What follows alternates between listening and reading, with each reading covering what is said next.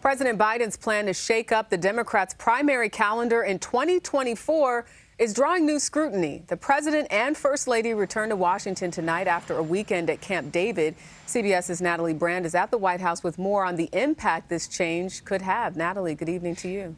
Good evening, Jerika. Even though the 2022 midterm cycle is still playing out, already the parties and the president are planning for 2024 and what could be a major shakeup of the primary calendar. South Carolina could replace Iowa as the critical first contest to launching the Democratic nominating process for president, an idea backed by President Biden. Iowa is not as reflective of the demographics of this country as South Carolina is. And when you look at South Carolina, it is a microcosm of this country. A Democratic National Committee panel voted in favor of the calendar shuffle that would also include New Hampshire, Nevada, Georgia, and Michigan as early states.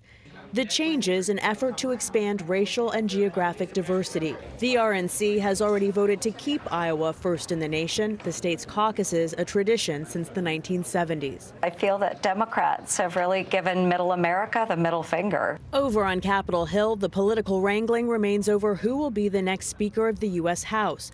California's Kevin McCarthy, who is vying for the job, can only afford to lose a handful of GOP votes. I'm hopeful that everybody comes together, finds a way to govern together.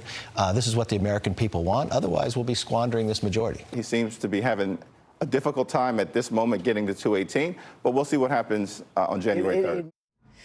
Now, back to the potential primary calendar shakeup. The states involved and full DNC must still weigh in early next year. And if President Biden runs for re-election, he will likely not face a primary challenge. But this is something that could be revisited in future cycles. Jerika? I'm sure we'll stay on top of it. Thank you, Natalie.